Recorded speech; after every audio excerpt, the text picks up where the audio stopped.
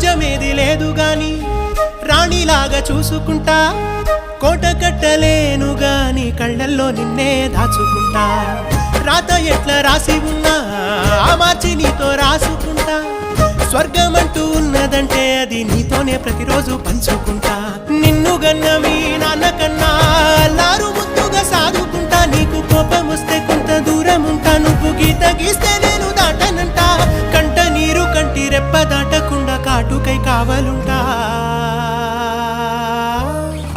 రాంబాయి నీ మీద నాకు మనసాయనే